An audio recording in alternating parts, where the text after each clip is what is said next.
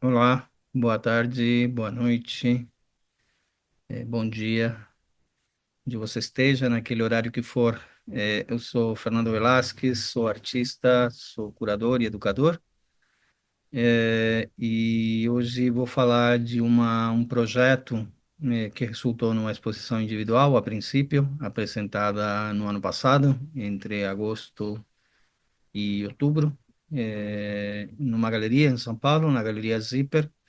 É um projeto chamado Baiastiário, que já adentrarei um pouco nos pormenores, mas eu gostaria de dizer antes que é um projeto muito amplo, que teve muitos aspectos diversos, mas vou focar na ideia central, de onde ele surge, e a evolução do processo criativo, né?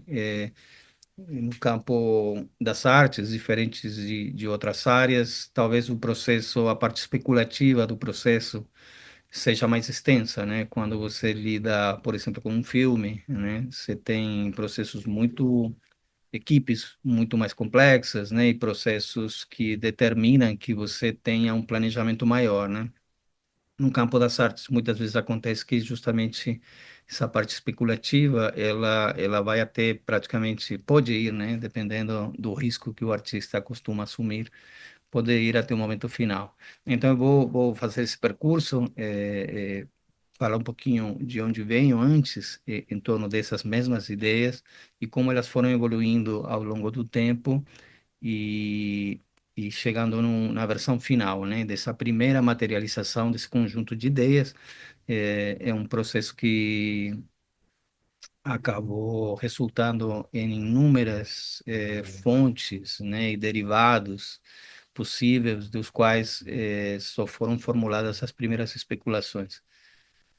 Espero no futuro breve também poder desenvolver outros aspectos do mesmo projeto. Então não vou me focar mais nesses aspectos e não vou mostrar outros como vídeos que foram feitos a respeito, traduções dessas informações para outras materialidades como impressão em 3D, escultura, etc., né? Vou compartilhar a tela para ficarmos no mesmo layer e não ficarmos especulando, né? Eu vou querer compartilhar essa tela aqui. Eh, eu vou colocar aqui em full screen. Como eu comentei, a exposição se chamou Bestiário, Matriz das Malícias. Aqueles que já frequentam esse repertório das artes visuais, talvez já tenha percebido que tem uma relação com a ideia de bestiário, né? De bestas, e o Matriz das Malícias com o Jardim das Delícias, né? Uma pintura do Hieronymus Bosch, muito particular, da qual a gente vai falar daqui a pouco. Eu queria começar trazendo um histórico. Esse processo todo do Bastiário, ele está relacionado com a inteligência artificial também. Aqueles que já estão introduzidos, que já estão letrados nesse assunto, terão notado que o bias, a ideia de bias não, a palavra bias é viés em inglês, né? E o viés é um dos aspectos, os vieses, né, são um dos aspectos mais importantes quando a gente vai traçar uma crítica em torno da inteligência artificial. São aquelas arbitrariedades, né, aquele conjunto de contradições que os sistemas carregam por diversos motivos, né, da forma que eles foram programados, de ausências de repertório nos datasets, etc.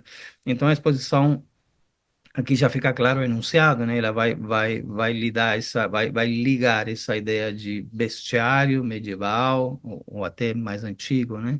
Essa ideia de bestiário que nasce talvez na Grécia, com a ideia de um bestiário feito a partir da inteligência artificial, com um ênfase nessa ideia do viés da inteligência artificial, né?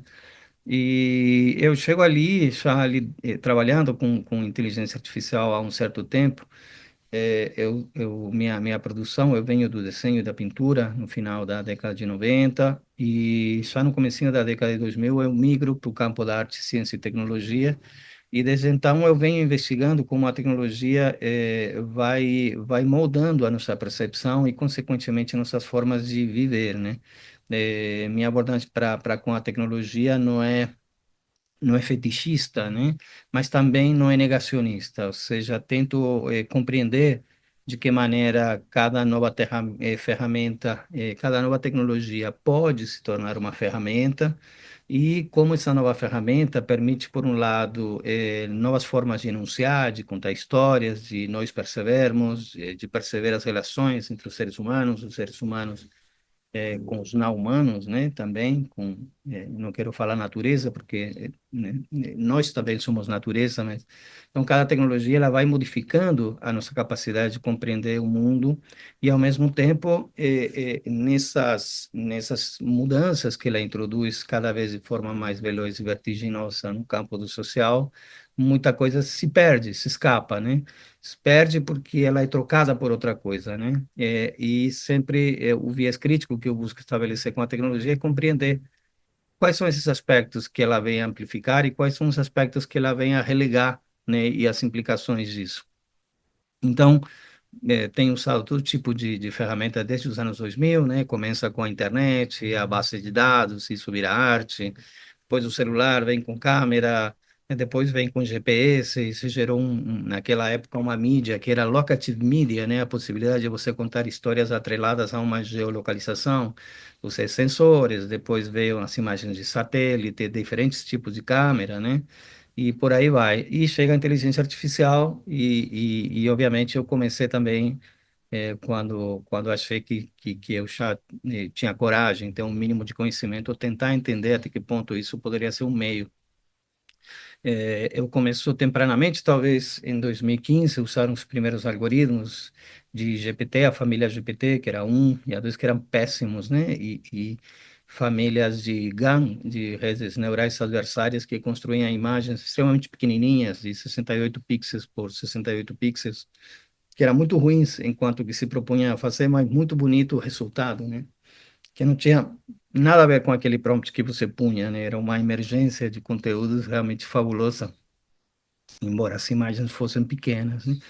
E esse trabalho aqui isso é um trabalho que vai fazer essa ponte de uma maneira mais próxima ao que a gente conhece hoje como inteligência generativa. Ainda não existiam as plataformas lançadas, né? O GPT, na verdade, ele é uma plataforma que vinha, né, o 3, que é o modelo que sai que sai para uso massivo, ele é o avô, né, de uma família que já teve outras duas versões, o 1 e o 2, e assim, com tecnologias generativas, essas imagens foram geradas com um algoritmo lançado em 2007 pela NVIDIA, que se chamava StyleGAN, que era um algoritmo que copiava estilos, né? Ele foi criado, foi treinado, né? Ele aprendeu a aprender a partir de imagens de rostos, e já nesse momento, esse viés da falta de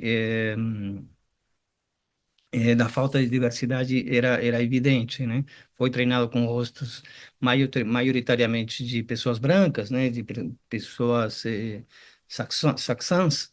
Então, essa foi umas primeiras lacunas apontadas, né?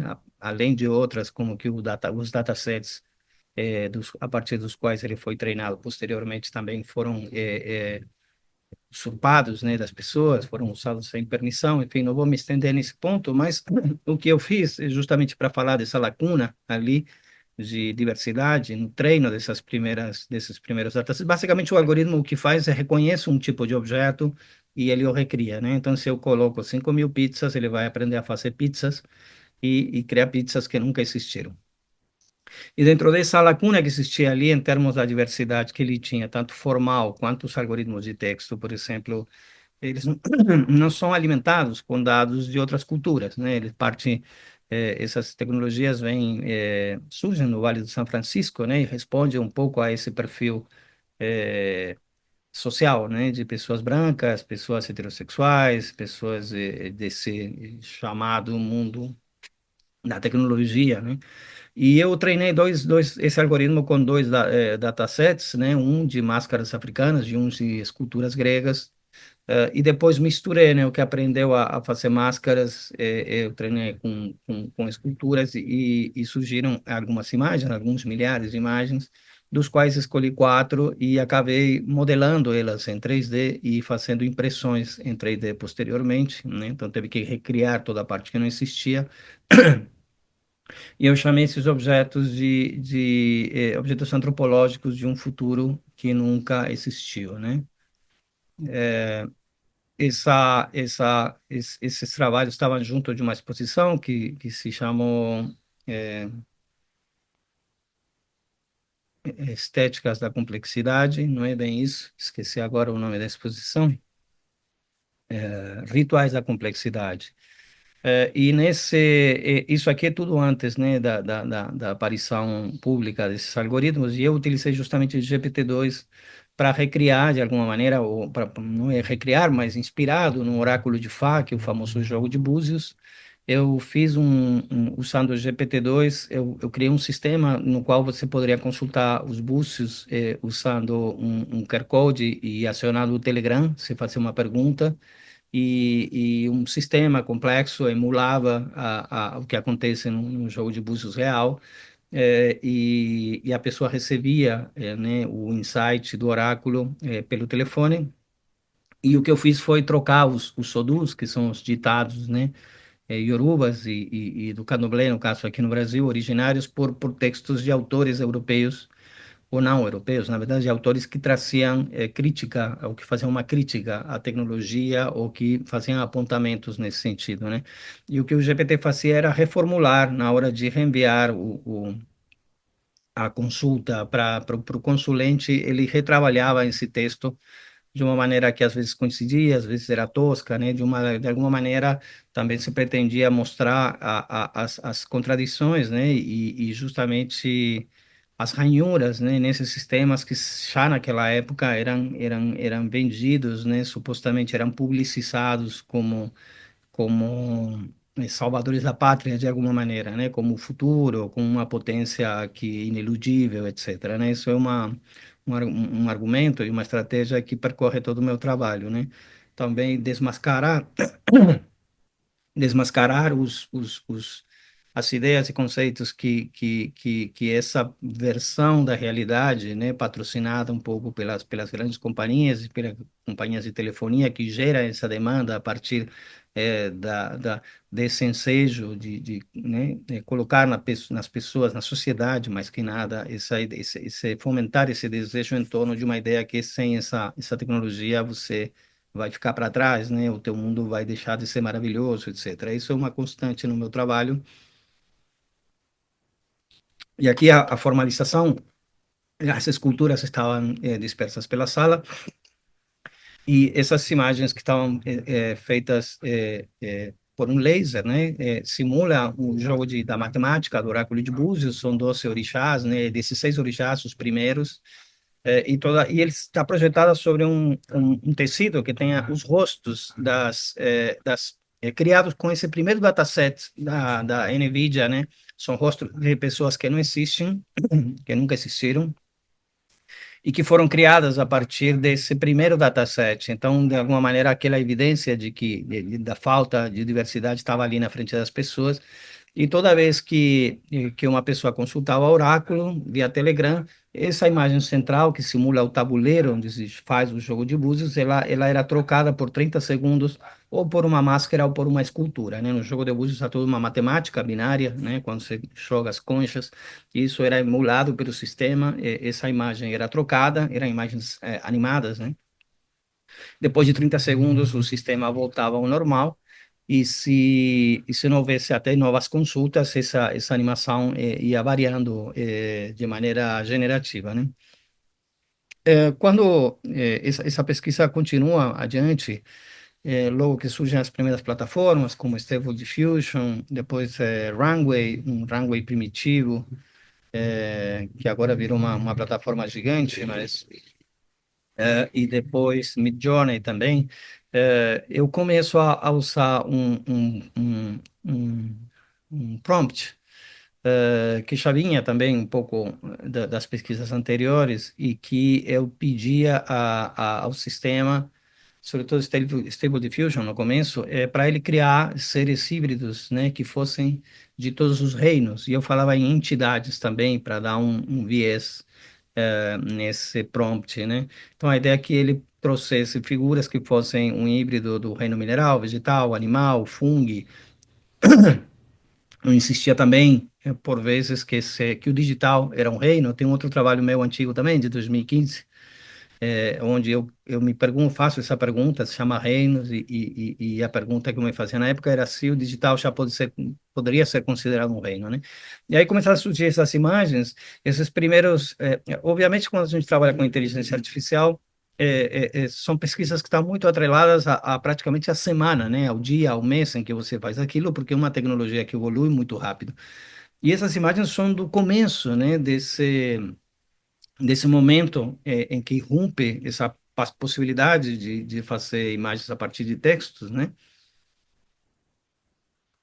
Quero dizer com isso que as preocupações que a gente vai tendo ao longo do tempo com a inteligência artificial também vão se modificando em relação àquilo que ela pode fazer naquele momento.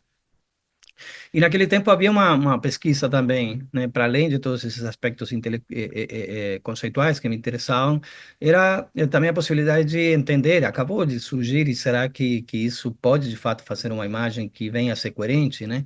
O que se provou, né, como não só como possível, sendo que hoje talvez tenha extrapolado esse limite e ele cria imagens de alguma maneira que eu gosto muito de chamar de hiperrealidade, hiperreais, né?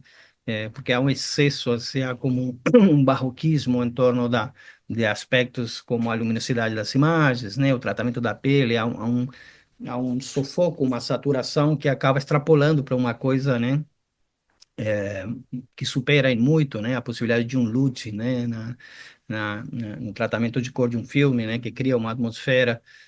Então, essa imagem, ela responde a esse prompt, e aí eu fui descobrindo naquela época alguns truques, né, isso já tem bastantes anos, né, é, é, mas eu descobri que, por exemplo, se você pedisse, foi naquele momento que a gente começou a descobrir que você poderia colocar a lente, a distância focal, se você fazia chover, né, criava um ruído na imagem, todos esses elementos traziam uma certa verossimilhança na imagem. E, e eu explorei essa série de diversas maneiras, né? Você vê que todas têm esse fundo em Blair, né? E esses rabiscos. São imagens que, claro, que você entende que são fantásticas, mas são imagens também que, ao mesmo tempo, têm essa dualidade, podem ser possíveis. E várias coisas que estrago aqui conceitualmente, ela não conseguia, né? Outro viés, né? Não conseguia conceber uma entidade que não fosse antropomórfica, né? Então, fui trabalhando isso de diversas maneiras. Essa aqui é uma série onde, como vocês sabem, né, quando a gente, nos entroncamentos, né, quando a gente acha um ponto de inflexão, a gente pode fazer o algoritmo continuar por um caminho ou outro e tal. E fui chegando nessa concepção desses seres mais, nesse caso aqui, que estão mais parecidos com raízes, né, mas sempre nessa tentativa também de construir essa ideia de antropomorfia e investigar até que ponto, né, que poderia ser interessante, né, dela dar forma a uma coisa que a gente ainda não imaginou. E, e aqui outro aspecto dessa mesma pesquisa me interessa muito também como artista entender o quanto esse universo da inteligência artificial pode também voltar para a materialidade, né? São processos que ficam muito no âmbito da tela e e uma dessas imagens, eu modelei ela em 3D e ela virou essa obra de realidade aumentada. Esse ser participou, essa obra participou de uma exposição do Museu de Arte Moderna de São Paulo, e estava geolocalizada em frente ao lago do Parque Ibirapuera. Era uma exposição que dialogava com o Parque de Esculturas que o museu tem, esculturas convencionais, né, matéricas, e, e foi uma oportunidade de também, de alguma maneira, trazer uma materialidade outra, né, para esse mesmo repertório. Teria outros exemplos disso. As próprias esculturas são uma ideia, né? Me preocupa ali uma realidade que esse tipo de mecanismos nos preocupa, acho, né? Estão trazendo para o cotidiano hoje já inúmeros estudos da problemática que é os nossos jovens passarem horas e horas no feed, né, sem estabelecer contato com outro ser humano.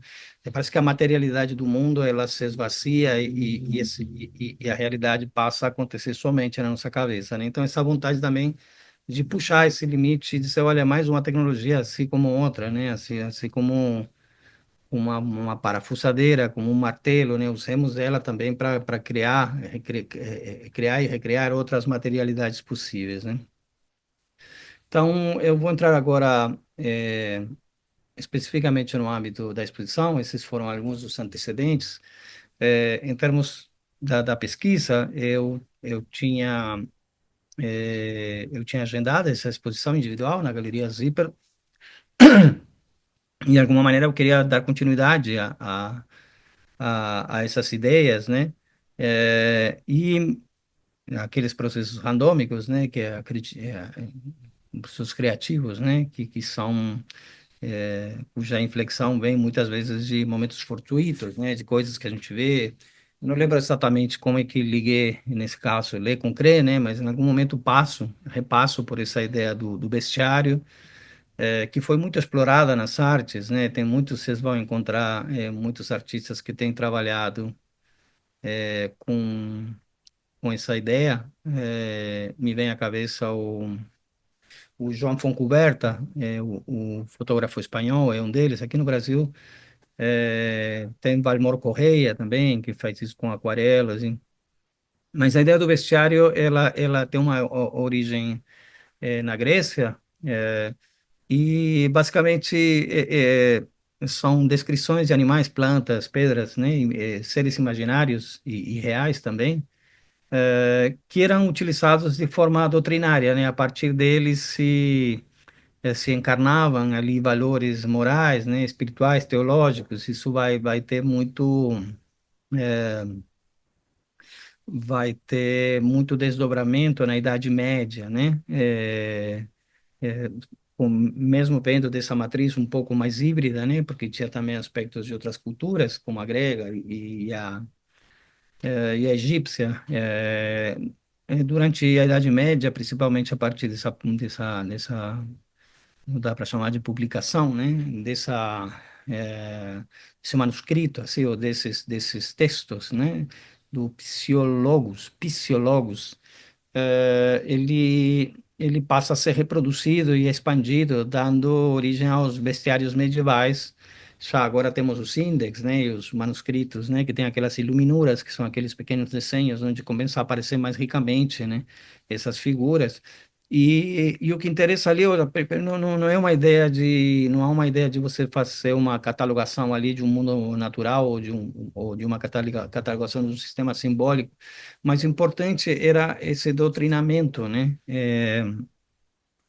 E isso que me levou a pensar, na verdade, o insight para dedicar, que me levou para esse lado de criar um bestiário e depois fazer esse trocadilho, aí, esse neologismo, bestiário, foi essa ideia de que a imagem, para além do próprio mito, né, que tem uma matriz oral, a imagem também tinha um poder doutrinário, né? Então é quando eu vejo aquela imagem daquele ser assustador e que aquele conhecimento que quer ser, que precisa, ou que quer ser inculcado, né? Pelo outro, ele atua sobre mim, né? E isso me levou a pensar justamente na capacidade, né? A gente vive já há muitos anos, né, numa sociedade das imagens, né? Onde a imagem tem uma preponderância absoluta. Uma imagem vale mais do que palavra, vale mais que a experiência, né? Hoje em dia, com as fake news e as deepfakes, etc., muitas pessoas estão acreditando mais nessa informação, mesmo quando se diz deturpada, né? Vídeo, o, o fenômeno da cognição dissonante, né? Do que na própria experiência, né? Da dissonância cognitiva, né? Que basicamente é isso, você não querer acreditar naquilo que a tua experiência te traz, mesmo com fontes, né? E achei que tinha um caldo ali, e só aqui alguns exemplos, né? De algumas iluminuras medievais, né? E alguns algumas possibilidades de relato, de fabulação, né? Unicórnios capturados por virgens, leões que ressuscitam filhotes, basiliscos que matam só com o olhar, que nem a górgona, né? Aquelas esculturas que eu mostrei antigamente, justamente eu chamo de górgonas, e isso se, mesmo as imagens, né? Essas aqui são górgonas também para mim. A górgona era aquela figura grega também, a Medusa, por exemplo, né? São três górgonas, aquela figura que ela te petrificava com o olhar. E justamente são figuras míticas relacionadas também com a tecnologia e o conhecimento, né? Então aí um loop interessante, né? Entender como, de certa maneira, a tecnologia está nos transformando em pedra, né? De alguma maneira. Bom, de alguma maneira, eu já comentei isso, né? O que interessa, na verdade, é o dispositivo, né? O dispositivo doutrinário, mais uma catalogação ali, mas de alguma maneira gosto de pensar que são como proto-datasets, né? São taxonomias instáveis, né? E não deixam de ser sistemas de classificação que reprogramam de alguma maneira ou que permitem imaginar um certo criar mundo, né? Isso dá para desde a ontologia da linguagem a gente pode sim afirmar que aquilo cria mundo, porque uma coisa é viver o mundo, viver minha vida, né? Meu mundo a partir da não existência desses seres e outra coisa é minha vida ficar pautada por esses seres, né? É assim, essa ideia de performatividade no campo social, ela é muito entramada, né? Então aqui alguns exemplos, né, do que essas criaturas poderiam fazer. Eu comentei da górgona porque justamente o basilisco ele também de alguma maneira convertia em pedra, né? Ele te matava, né, com o olhar, né? A mantícora que tem uma origem persa, é, ela é uma devoradora, né, associada ao engano, ao perigo, do que parece humano, mas não é. Então há todo um doutrinamento em torno ali é uma passagem interessante da história da humanidade, onde, né, aquelas ideias ainda animistas, né, e não pautadas por religiões mais construídas, né, e mais fechadas e sistêmicas, digamos, né, com regras muito estabelecidas, elas vão sendo adaptadas, né, e não à toa é na Idade Média, né, que isso cresce, né, um momento onde o conhecimento, de certa forma, o conhecimento científico, né, ele fica relegado a um segundo plano e essa ideia de Deus toma conta, assim, né, de cosmologias, né, de uma maneira geral, de formatação de mundo e da vida das pessoas, né. Então, tem algumas referências que eu vou usar quando, quando começo essa pesquisa. Na verdade, eu vou dar um pulo aqui nesses slides, porque quando eu tenho esse insight, o primeiro que surgem eu digo, pá, que legal, bora, vamos pensar imagens é, que, que, que nos levem a pensar o quanto, né? A inteligência artificial e essas tecnologias invasivas e pervasivas de hoje, de certa forma, estão doutrinando a gente.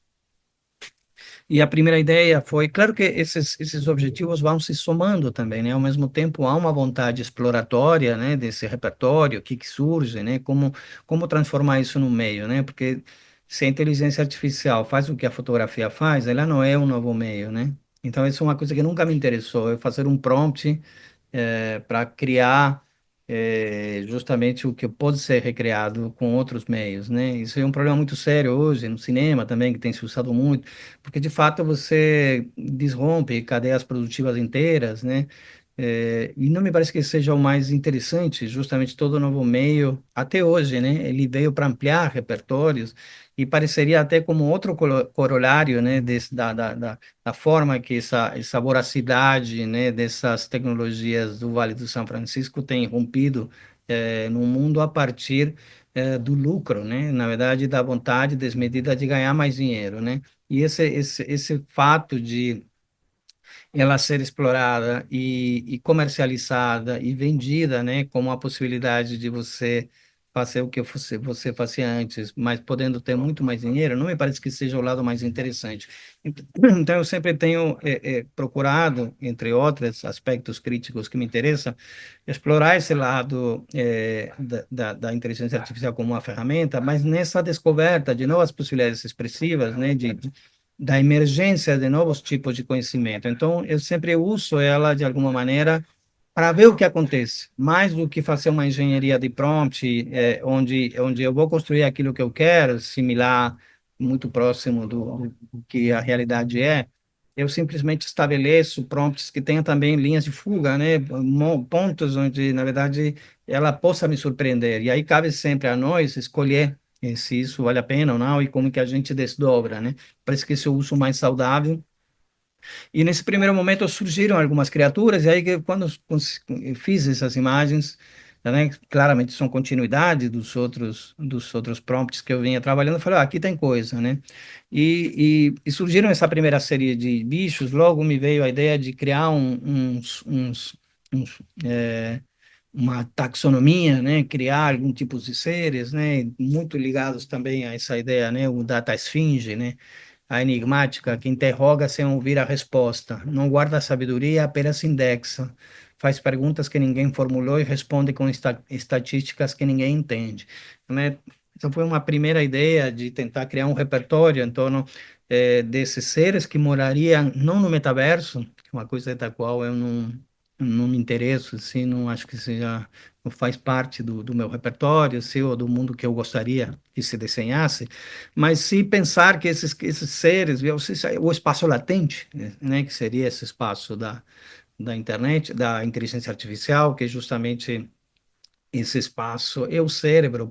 Poderia haver uma analogia com o cérebro não material, né? Não é reduzir uma coisa a outra, mas o espaço latente da inteligência artificial é justamente a gente pensa aqui a matemática, né, da inteligência artificial é feita por várias capas com vários nós que são os neurônios artificiais onde as informações estão armazenadas, né? E ele faz as conexões a partir de cada prompt, ele faz as conexões que ele acha necessário.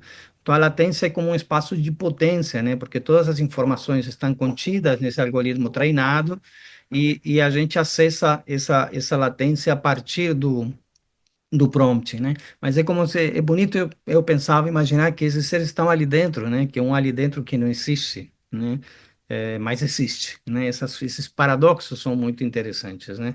Desde certa perspectiva, ele não existe porque ele não é material, eu não posso tirar ele de dentro e não vejo ele numa dimensão de 3D, mas ele existe porque eles nasceram dele, né? Essa potência desse espaço está ali. Então surgiram primeiro essas ideias de catalogação, depois eu tirei alguns slides aqui, mas eu obviamente já comecei a usar dispositivos para transformar essas mesmas imagens em 3D, já não mais eu mesmo desenhando, como da outra vez, mas agora usando os próprios algoritmos que já existiam, né, de converter essas imagens em 3D, algumas fascinantes, né, hoje em dia, já quase uns meses depois, 6 meses depois, tem alguns algoritmos desses que são absolutamente perfeitos, praticamente, em reconstruir coisas muito complexas, né? Mas aí desisti, lembremos que o objetivo era uma exposição de arte, fui ver os valores, queria fazer em bronze, justamente, não uma coisa que sai de um espaço latente, se torna matérico ao modo convencional, entre aspas, e não deu. Mas a pesquisa continua evoluindo e uma vez que comecei a falei, mas para aí, né? Então, a primeira coisa foi buscar a balização dos pares, né? Na verdade, quando à noite, eu me lembro a noite que eu criei, que apareceram eles, fiquei até tarde à noite e consegui construir a metade, talvez, deles, eu fiquei em êxtase, né? E já no dia seguinte amanheci um pouco desganado, assim, falei, não, você tá louco, isso é bobagem e tal. Então, a primeira coisa foi distribuir, né, para os amigos nos quais a gente acredita, os pesquisadores que seguem a nossa trajetória, né, nossa caminhada, nossa jornada, para as pessoas que a gente acha idôneas, que vêm pensando essas questões. E, bom, eu tive, praticamente as pessoas todas me apoiaram, mas percebi que faltava, né? Ainda não era isso. E então aí começar a surgiram duas vias possíveis, né, para esses seres, né? Porque de certa maneira estamos pensando também aqui um futuro, né? Um futuro, esses seres habitam esse espaço latente e vão se desenvolver nesse futuro conectado, ao que tudo indica distópico, né? Já é distópico na realidade. A gente liga o distópico muitas vezes a filmes, né? Como Mad Max, etc. Mas é, a vida que estão tendo nossos jovens já é distópica, né? Não preciso adentrar nisso, mas é só acessar titulares de, né? As chamadas dos jornais, literatura, né, como a geração de cretinos digitais, daquele professor francês que demonstrou que, por primeira vez, os jovens dessa geração têm menos QI que os pais, etc. Isso configura uma distopia, mas quem que, nesse futuro em que a gente está se hibridizando com a máquina, né, isso que parece inevitável, na verdade, que essas criaturas talvez algum dia estejam mais relacionadas com a gente do que a gente parece, que elas possam sair desse espaço latente para se transformarem em ciborgues, para nos conformarem, né, na nossa materialidade biológica, e comecei a desdobrar nesses seres aqui, onde já se vê aqui que a parte orgânica ela se mistura com uma parte robótica, de alguma maneira, nesse sentido convencional, né, dessa materialidade do metal e desses mecanismos que emulam a morfologia humana. Mas achei que não era esse caminho. E cheguei aqui nessa configuração de um neurônio, justamente um neurônio artificial, um neurônio não humano, mas também não um neurônio matemático, né? Ele praticamente é um chip, mas que tem uma parte biológica, e cheguei a, a criar essa imagem aqui, a pesquisa ia evoluindo, enfim, a densidade do projeto, vocês vão ver tudo que vai ficar disso na materialização do projeto é praticamente nada até aqui, né? Mas enfim, é justamente o que eu comentava no começo, né? Esse processo, como que vai dando, como que se vai dando a pesquisa e como você tem que trabalhar com rigor e fazer vasculhar dentro de você se aquilo de fato é o que você está querendo pesquisar e dizer, né? Porque a tecnologia de certa forma facilita, né? E ninguém vai dizer que isso aqui não é legal, interessante, mas será que é isso só, né? Será que isso que sai numa noite ali, apesar de, né? Essa noite, na verdade, é o acúmulo de toda a pesquisa de uma vida, mas será que aquilo é por si só o que a tecnologia entregou já maravilhosamente bem? Será que é só, né? Então, você vai tentando descobrir de fato aonde se é aí onde você quer chegar e quais são também as implicações de cada caminho, cada lugar no caminho, né? Cada concepção aqui eu acho que é uma coisa que me agrada muitíssimo. Não explorei mais essa imagem, mas isso aqui tem futuro, certamente, né? Uma materialidade, porque até agora o que a tecnologia fez foi, de alguma maneira bastante complexa, emular o funcionamento do cérebro realmente a partir, né, um neurônio, a ideia de neurônio é replicada na inteligência artificial, mas poderemos chegar num futuro onde haverá neurônios que vão ser biológicos, mas não humanos, né? Também tem isso, a computação está indo por esse lado. Já há computadores biológicos, assim como há computadores quânticos que trabalham com outra lógica, que é outra coisa, mas quando se especula sobre esse futuro, esse mundo onde de fato a ideia de ciborgue vai estar muito mais evoluída, né? Esse é um outro assunto. Tem gente que argumenta que a gente já é ciborgue desde sempre, né? Tem um antropólogo, não vou lembrar o nome dele agora, mas ele lembra que a gente no seu aparelho fonético ele não era para falar, né? A gente não falava como espécie. Ou seja, os primeiros seres humanos foram desenvolvendo, né, as cordas vocais para ela ser um aparelho fonético. Desse certo ponto de vista, isso já implica uma ideia de ciborguismo, né? Sem ir mais longe, pessoas que têm marca-passo, etc. Então, essa ideia de ciborgue está há muito tempo ali, mas quem dirá que num futuro não muito longe, a gente possa levar isso a novas possibilidades, né? A partir dessa biologia que hoje se imprime através de impressoras, né? Do CRISP, né? A edição de DNA, de uma computação nano, onde os chips são cada vez menores, né? Então, é uma coisa muito morbosa e interessante ali nessa imagem que me parece que dá caldo, mas é nesse fluxo de milhões de informações que foram sendo geradas foi ficando para trás, né? Então esses seres foram evoluindo. Então aqui, né, isso aqui foi um descarte, foram poucas imagens, talvez 50, né, e falei, não, não, mas no futuro que eu quero, que eu gostaria, as coisas não podem ter essa forma de robô, de ciência ficção, de filme, né, é outra coisa, né, vamos seguir investigando, e aí fui passando por diversos tipos de imaginários, né, e aqui já começa a se desenhar um pouco mais aqui é uma etapa posterior.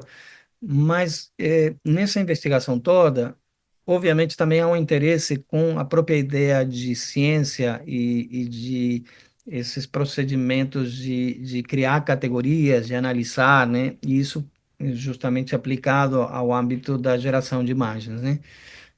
Então aqui eu já começo a estabelecer uma relação mais complexa. Essas imagens não têm nenhuma edição, né?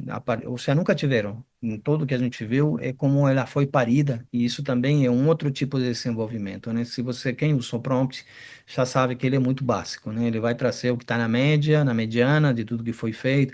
Então você tem que ter uma atmosfera, né? Uma ideia bastante nítida do que você gostaria e eu, de alguma maneira, já percebi desde um primeiro momento que estou trabalhando nesse universo, vou trazer algumas referências logo mais, mas nesse universo desse como um explorador de novos mundos, né?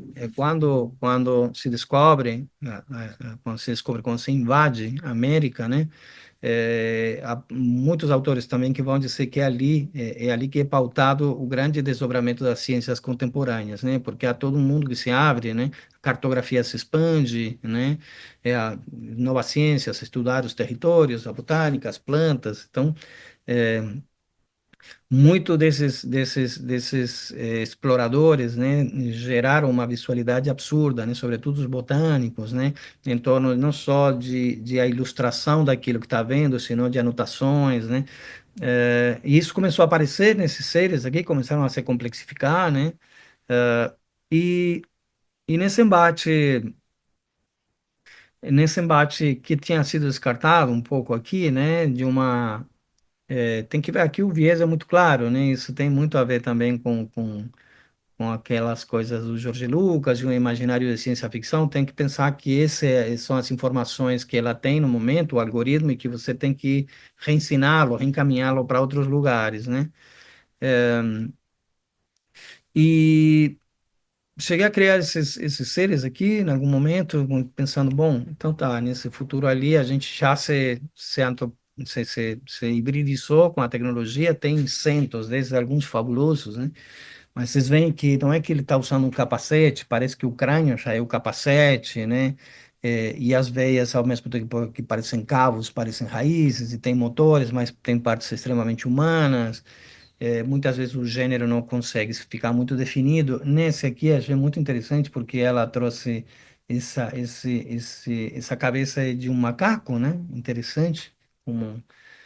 Mas outra coisa interessante que começou a aparecer é que esses seres todos começaram a vir por própria natureza algorítmica, meio corcundas e olhando para o chão, né? Como se estivessem, né, nessa narrativa e nessa fabulação que eu crio. O mundo está esgotado, os recursos esgotados, e tem que ficar vasculhando o chão, né, a partir para encontrar alimento, né, e, e agora eu vou passar para o resultado final, né? Então, é, quando quando eu chego nas imagens que a gente vai ver agora, também vem um outro tipo de escolhas que é importante, que talvez, enfim, é muito específica das artes visuais, né? Mas que materialidade dá essa pesquisa, né? Eu não fiz esse percurso todo aqui para dizer, olha aqui imagens bonitas que eu crio com inteligência artificial. Nunca era isso, né?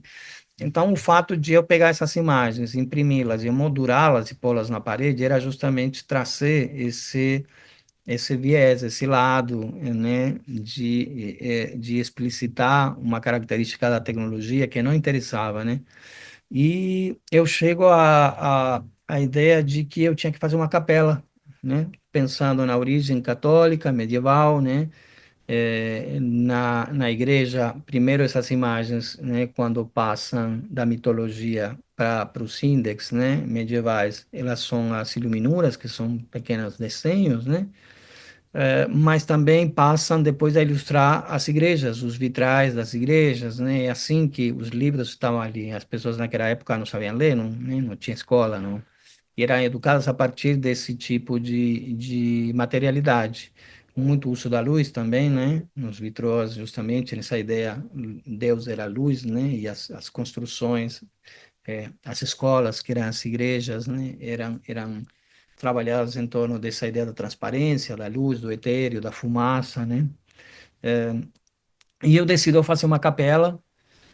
Para não me estender aqui, eu não coloquei as imagens separadamente, mas acho que dá para ilustrar bastante bem aqui. A exposição se eu tapecei esse espaço com imagens. No centro tinha um vídeo interativo. Nesse vídeo estavam absolutamente todas as imagens que foram criadas no stop motion, muito veloz, um frame por imagem, e você tinha um pedal de guitarra MIDI no qual você poderia parar esse vídeo. Você via praticamente uma forma esfumaçada, né, porque passava muito rápido, e com o pedal você parava e você podia se deter em cada uma das imagens, né? De alguma maneira era uma possibilidade de trazer esse processo criativo para o espaço da exposição. Mas basicamente eu criei uma capela, né? Volto a repetir aqui que as imagens não foram editadas, então essa construção, né? Se a gente vê essa imagem de fundo, como de fato essa ideia da taxonomia aqui à esquerda, à direita, né? Também vocês vão perceber aqui no teto, né? Um pouco emulando a Capela Sistina, tem sempre a imagem um ser estranho, né? No meio, uma górgona, né? Uma besta e variações, né? Essa imagem não tem edição nenhuma, né? Foi muito difícil chegar para que ele compreendesse isso, para ele que saísse da ortogonalidade, né? Aqui está uma das imagens do teto, um pouco ao modo da Capela Sistina, né? Um ser, vocês veem que também estão sempre como olhando para baixo, né? E algumas membros que lembram um ser humano, mas também não, né? Essas taxonomias criadas, essas categorias com letras que não dizem nada, né? São tipos simulados de uma língua inventada. Aqui tinha um nichinho, na galeria tem um pequeno espaço ali, e fiz um. Essas imagens um pouco da esquerda foram interessantíssimas. Ele começou a criar uma espécie, fomos criando, né? Na verdade, juntos uns seres onde isso eu achei uma coisa interessante e não vou dizer uma novidade, mas uma coisa que emergiu, que ele trouxe, que achei interessante, o corpo passa a ser osso, né? Não há mais o robô, aquele robô de aço e tal, mas é o osso mesmo que é a materialidade e também aparecem, né, raízes como sendo fios e cabos, né? Um imaginário extremamente, para mim, interessante, né? Agora tô achando, não tô achando não sei o que que aconteceu aqui, deixa eu ver se, ops, eu perdi aqui as referências que eu tinha colocado. Ah, estão aqui, porque eu pulei, perdão. Agora sim, voltemos aqui. Então, há todo um imaginário, né, aqui no caso, de onde sai e como é de se esperar também que uma coisa importante dizer é que para chegar nessas imagens não é só no prompt, né? Eu fui fazendo processos intersemióticos, né? Eu produzia uma imagem em 3D no Blender, renderizava, eu fazia um projeto generativo com point clouds, nuvem de pontos, introduzia no sistema, né? Para ele fugir dessas armadilhas, né, da mediana, da média, que eu, como esses algoritmos trabalham, fui criando artifícios, né? Mas é óbvio que o Bosco faz parte do treinamento inicial dessas redes, né? Interessantíssimo, não é um bestiário no sentido convencional, mas está cheio de bestas, né, de seres imaginários Isso aqui não tem, ele celebrava fama, né, absoluta em 1504, não tem nada a ver com uma visão do inferno e tal. É também um projeto doutrinário, né, de outra natureza, muito mais libertário, inclusive. O Archimboldo, certamente, essas são as figuras com as quais eu imaginei que podia lidar, né, que elas podiam emerger pelo simples uso da inteligência artificial, o que se comprovou. É, tenho milhares de imagens, literalmente, e algumas muito próximas disso, né? O Archimboldo é mais conhecido por aqueles seres feitos de frutas, né? Aquelas cabeças. Mas essa imagem dos quatro elementos é muito, né, próxima, é pouco conhecida, não é o mais conhecido dele, mas se a gente pensa nessa imagem aqui, né? Essa imagem aqui, olha que essa imagem é terrível, né? Porque vê que esse rosto ali é um rosto de um humano misturado, né? Com o rosto de um animal de uma maneira absolutamente verossímil, né? Mas lembra um pouco, né? Essas imagens aqui do Archimboldo, 1500. Imaginário cinematográfico, é inevitável que ela vai trazer isso, né? O próprio Allen, né? E o Geiger, né? Os desenhos dele. Então, faz parte do. Mas, por outro lado, há uma coisa que me interessava, é daí que vem, que está ligado um pouco à taxonomia, mas essa ideia da estética do dataset, né? A estética da base de dados. Esse é um trabalho interativo de 2007, que é um filme, né? Que você navega. Tem várias formas de navegar, não vou me explanar nele, mas imagina que você tem aqui a espacialização do tempo todo daquele filme, e você pode ir navegando imagem por imagem, ou simplesmente você pode deixar ele ir passando frame a frame, mas tem essa visualidade que é uma novidade, né? Na época isso que a gente começa a poder fazer isso. Se você não é totalmente uma novidade na história da arte, claro que não é, né? Atlas Mnemosine, muitas, mas sim desse universo digital em que a gente vive hoje, né? Esse outro projeto, On Broadway, do Lev Manovich, que tem essa interface, onde ele vai fotografar absolutamente usando o Google Street View, passa pela Broadway inteira, né? E ele vai catalogando as informações de diversas maneiras, e você pode navegar. Esse imaginário eu estava perseguindo. Quando eu digo perseguir, provocando, né? Eu quero chegar a algo ali. Será que você consegue? Como que a gente faz para trabalhar juntos nesse sentido, né? Obviamente, no imaginário científico, né, onde tem as anotações, né, a uma escala múltipla ali, difícil, que muitas vezes não é nem ortogonal, né? Ah, o Vampiro Tetis Infernales, né, do Louis Beck, aquele projeto que ele faz com o Willem Flusser, né, de criar esses seres artificiais também, de achar aqui de uma maneira dialogando mais com esse mundo que se começava a apresentar naquela época, achar da possibilidade da vida artificial, né, e do CRISPR, né, o copy-paste de DNA, etc.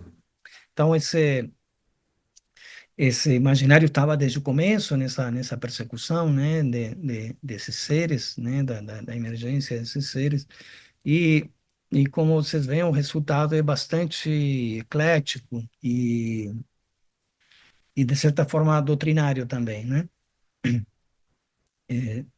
Tem uns textos que eu fui escrevendo, essa exposição não teve curadora, os textos eu mesmo escrevi, né? Mas uma das perguntas que eu faço é que tipo de seres a gente está criando, né? E são esses seres latentes, mas também somos nós, né? Que tipo de subjetividade emerge, né? Do uso dessas tecnologias, né? Que acho que dá para ver um pouco melhor esse ser ali que, né, dentro opera no corpo dele, na biologia dele, ali também a flor, um tomate, uma pera, tudo isso faz parte, ele é uma horta andante também, né? E partes também mecânicas e eletrônicas. Mas a materialidade, eu acho que conjunto para mim aqui que é interessante entender esse processo todo de como daquela ideia inicial a gente chega nessa formalização em torno de uma capela também, né? E o objetivo é que quem entra em diálogo com essas imagens comece a pensar esse mundo no qual a gente está inserido, né? tentar entender e dialogar com essas imagens, se perguntar, né? Para onde isso, a gente convive hoje num cenário em que tem gente que ainda nega, né, que a inteligência artificial seja criativa, né, que seja uma ferramenta. É, eu acho que no balanço, né, das análises ali, para alguns pode pensar mais, né, que ela tira empregos, né, que ela foi treinada a partir de dados que foram roubados, mas cada vez mais, quando você isola isso, não isolar para negar, né? Eu acho que esses são problemas que têm que ser resolvidos na instância, que esses problemas têm que ser resolvidos, né? Numa discussão pública, numa reparação, em caminhos que evitem que isso se reproduza, etc. Então, mas quando você isola isso, começa a compreender como ela funciona como um meio, né? Como se contrapor à câmera fotográfica porque ela tira a intimidade, né? Tudo bem, você pode, né? Mas o equipamento existe, né? O que que ele faz? Qual é a sua ontologia e qual é a sua especificidade? A inteligência artificial está num estágio extremamente evoluído, mesmo com tão pouco tempo, sendo tão jovem, e certamente o peso do desenvolvimento, né? A velocidade, a inércia do desenvolvimento não vai poder ser detida da noite para o dia, né? E nesse sentido, eu acho que cada vez mais temos que estar cientes dos alcances, né, e das implicações dessa tecnologia no cotidiano e na formação das nossas subjetividades, né? Então, de alguma maneira, por isso eu digo que essas imagens também doutrinam, né? Querem nos levar, ou procuram, têm a ambição de nos levar a pensar que mundo a gente vive, que mundo a gente está criando, né? Eu acho que é isso.